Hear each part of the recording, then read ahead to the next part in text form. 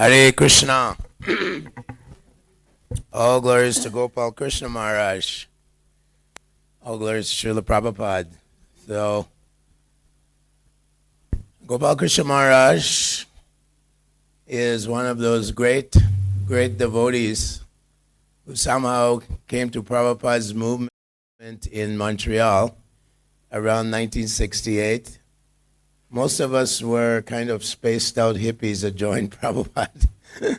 But Gopal Krishna Maharaj was highly educated, MBA. He went to very famous university in France, Sorbonne University. He spoke French fluently. Somehow or other, he also was, of course, upper management in the Pepsi company. So he came to Montreal in a suit. And he was, one story is when he first time he came to the temple, there were pictures of all the Leelas of Krishna and Ramachandra. And Gopal Krishna Maharaj was going around the room during Bhagavatam class, and he was offering his respects to all these pictures. And the devotee was given Bhagavatam class. He said, "Who is this person? He's interrupting." So my relationship with Gopal Krishna Maharaj is that I was his younger brother, and he was my big brother. We had a very close relationship. I worked with him for at least 40 years, from the 70s all the way through. And, you know, he was extremely on fire, very enthusiastic. So when he would go on a plane, he would ask me, give me a couple of Gitas, I got to distribute on the plane. And then sometimes when he was coming into the Vancouver temple, which is where I was mainly preaching, he'd say, "Kripanidhi, I made 3 life members on the plane." Every opportunity he had, he would sign people up, life membership. And then some other stories was there was a very demoniac television journalist in Vancouver. He loved controversy, and he would attack people. He was expert at looking for their weakness and attacking them. So he was very popular in national television, and he was good at, infiltrating into people's minds. And so we would have Gopal Krishna Maharaj on his television programs. And, he'd just launch attacks. You people are harassing people in the streets. You're begging. And you're brainwashing people not to eat meat. Like that, he would attack Gopal Krishna Maharaj. And Maharaj would just be very cool and say, "No, we're spreading love of God." He'd just come straight out and tell him, "We're spreading love of God. We don't beg. We're selling the greatest literature of India." After about 3 or 4 of these interviews, the man said, "Gopal, I really like you." He used to call him Gopal. "I really like you. You're a nice fellow." He completely turned this person around, And of course, he said, "Well, come and take prasadam with me." So they would go in the back in the studio, and he would arrange prasadam for this fellow. Otherwise, who knows where the person would be. So different wonderful stories. Sometimes we would drive down from Montreal, Canada, down to Baltimore because he had disciples there, and these were like doctors, highly educated, wealthy guys, Indian background. And we'd go, and he'd come in and say, "Doctor, gee, I'm building a temple, Glory of India temple in Delhi. You have to give $1 million. And you'd see the doctor just like screaming, and it's like uncomfortable in his chair, He would just get into them, and they'd always have to give him for his projects. He was very on fire about book distribution and building temples, as we know. And so I was in Delhi. He called me to Delhi in 1983. And so we were gearing up to build the Glory of India Cultural Center. And we had to meet the Home Minister. and we had to meet so many various government officials to get this land in Delhi. And they said, oh yes, Maharaj, we can give you a small piece of land, a few katas over here. He said, no, I want at least 5 acres of land, which was almost impossible in New Delhi.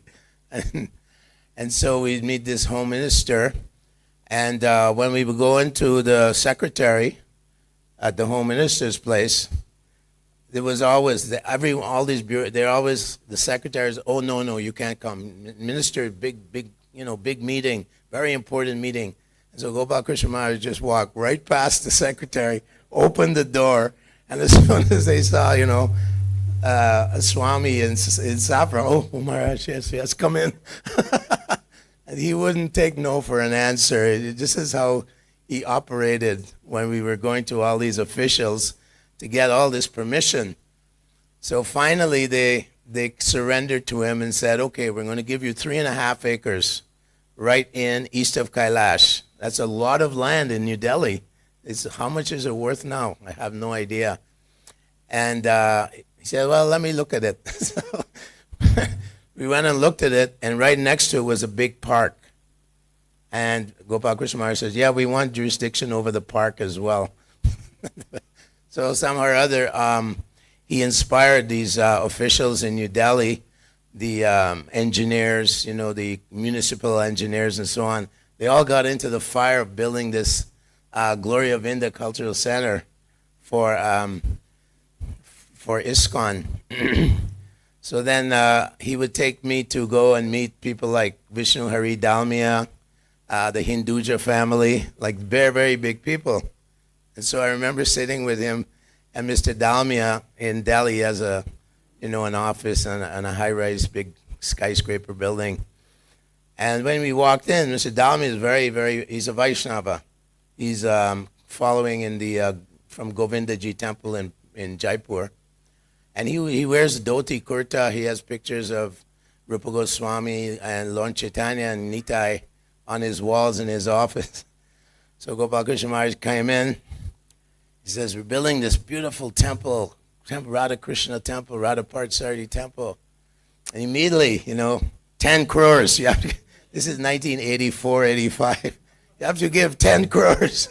The man, he's just squirming in his seat. Oh, Maharaj, please. He says, hey, you are Vaishnava, you're Hindu, you have to spread Hindu culture. And, somehow he would negotiate, and finally, he was expert. And so the man would come down, finally, okay, 5 crores, okay. And then with Hinduja, they were very expert, very shrewd business people. And when we met him, there's 4 brothers, I believe. So the elder brother, he was like, yeah, we can give, how much do you want, and Maharaj always started at 10 crores in those days. And Hinduja was very, very, very clever. He said, okay, I will give you 6 crores, but you put iskcon Hinduja Glory of India. So he wanted his name on the, at the gate and in the reception areas, like Hinduja. And so Gopal Krishna Maharaj was, well, let me speak to my, my GBC members, and yeah, maybe we can do it. But 6 crores, right? Yes, Maharaj. So finally, he got them to agree, but he said, we can't put Hinduja there. I'm very sorry. And they relented, they accepted. So another time, we were the first World Congress for the Synthesis of Science Religion was being organized by Bhakti Swarup Maharaj and all the BI people. And I was involved with that because I was doing a lot of university preaching in Delhi. And we had invited Nobel Award winners and big scholars from all over the world. So it was a big show, and they were being kept in Mumbai at the guest house, Rasa Bihari guest house there, Radha Rasa Bihari. So what happened was, Bhakti Swarup Damodar Maharaj, he's expert in dealing with big scholars and scientists, but there was this huge shortfall of money. And they were panicking. where are we going to get? We're shortfall by so much Lakshmi, and we're paying all these tickets for these scholars to come from MIT, Harvard, Oxford, Cambridge. All these big scholars are coming. So Gopal Krishna just flew in. He just swooped in there, and he started going around to all the wealthy people in Mumbai, and he raised the money. He saved the day. Otherwise, we'd be in real trouble. And he just went out there and got all the Lakshmi. So as we were working on the Glory of India Cultural Center in Delhi, a gentleman offered us land in Gurugram, which is, I believe, South Delhi or North Delhi. I can't remember. Anyway, Gurugram's an area. It's part of Haryana state. Anyway, we went out to look at the land, a few acres, I don't know, 10, 20 acres. It was agricultural land, and they wanted to donate and build a temple there.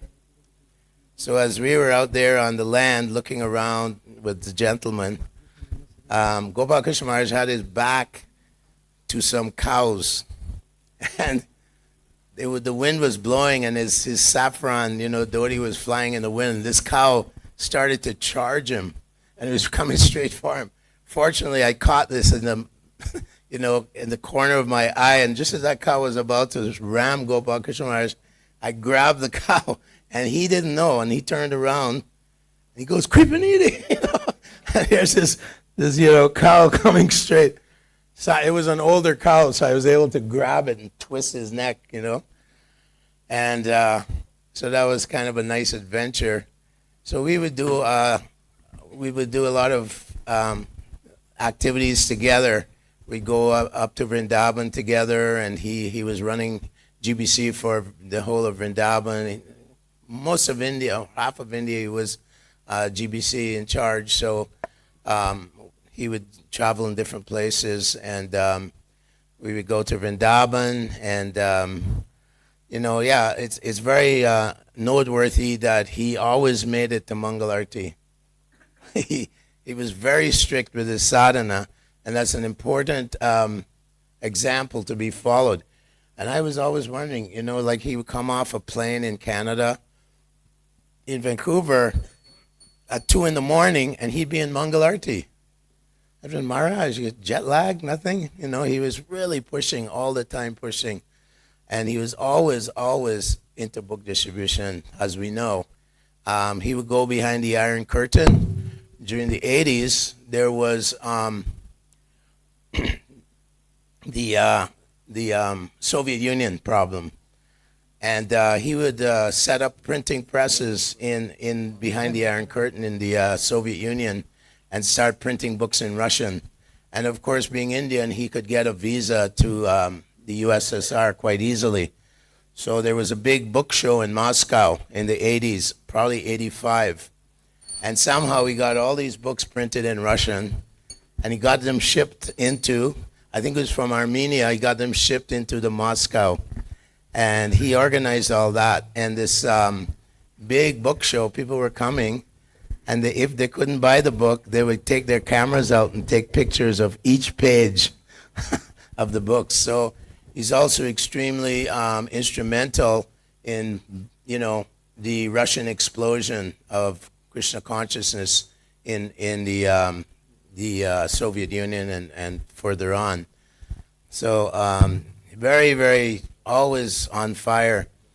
And of course, we know that being so active and so on, his heart, he got a heart attack in, I think it was the late 80s or early 90s. And he just wouldn't slow down. I was saying, Maharaj, you got to slow down. But he just kept going and going. He was always, every time he came into Delhi when I was the president, we got to make Prabhupada's movement bigger and bigger. Like that. He is always completely focused on Srila Prabhupada and his mission and so on. So quite a few wonderful adventures with my dear godbrother and inspiration. And we had a very loving relationship, like older brother, younger brother. And he'd send me in different places because I was Sankirtan devotee. you send me in different places to show how to do book distribution or establish book distribution and so on. It is a glorious life that he had, wonderful life, and hopefully we can follow in his footsteps and we can keep trying to please him as much as we can. His glories are beyond imagination. Jai. So we offer wonderful and great humble obeisances to our dear God brother, Gopal Krishna Maharaj Ki. Jai. Hare Krishna. Thank you very much, Kripanidhi Prabhu.